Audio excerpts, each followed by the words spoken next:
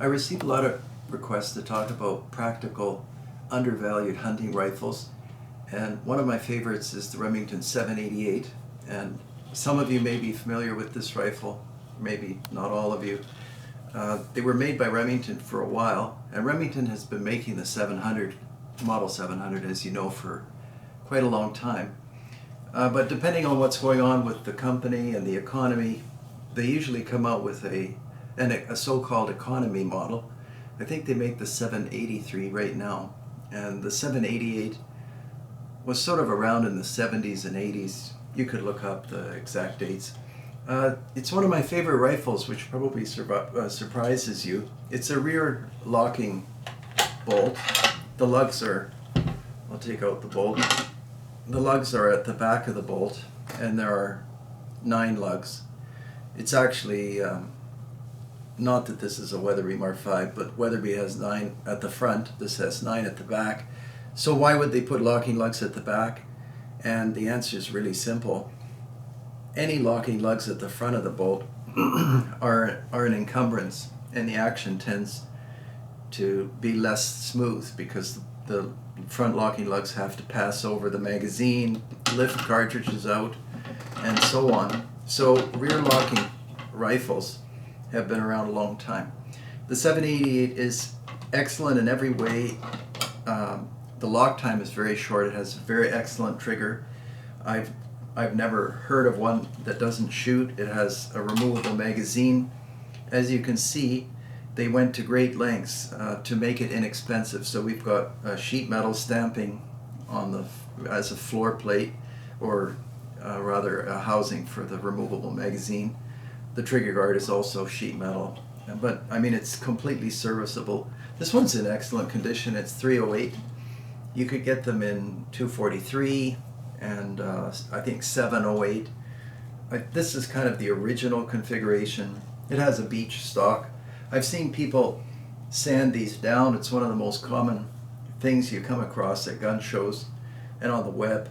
And this looks okay for a factory finish, but the minute you start taking any of this away, you just hit white wood, and it's hard to make it look good after this factory finish is gone.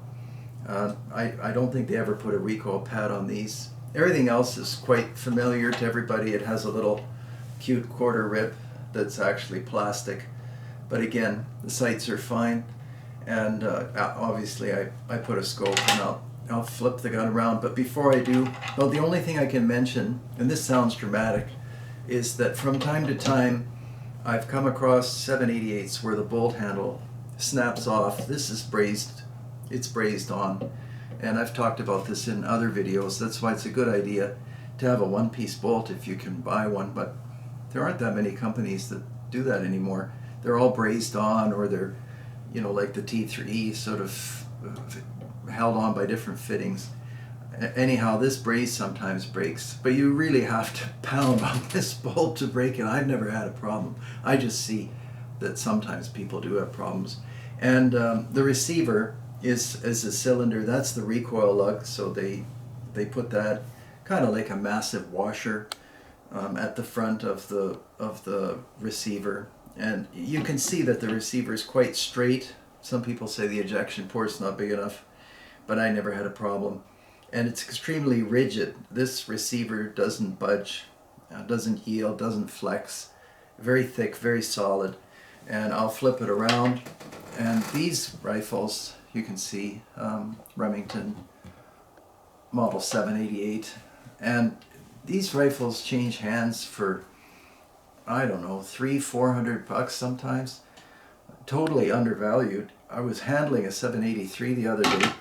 I would take this over the 783 any day.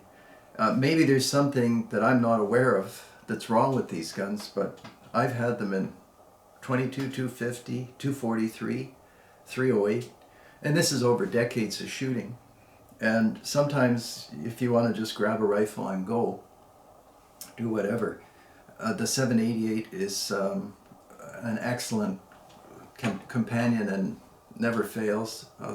The bolt operation and everything is quite routine. Not much to talk about. Safety is positive. Bolt removal is easy. You just push this forward, pull the bolt out. So it has all the features you'd be looking for. Very inexpensive to buy, although I would think at some point people will realize that they're not $300 or $400 guns. And anyway, inflation always affects the value of guns. So that is a quick look at the Remington 788. And if you have a chance to buy these, I'd go out of my way to pick up one in 22-250, excellent coyote rifle or what have you, and in 308 almost a universal rifle. And feeding is excellent, and because of those rear locking lugs, it's not very smooth at the back here of the bolt motion because the lugs hit the action. Some people don't like that, but the forward part is very smooth because there are no lugs here to make anything complicated. It's a pipe moving inside of another pipe, which is easy to understand. So there it is, Remington 788, and definitely worth picking up while you can at the current prices. And that's it. Thanks for watching.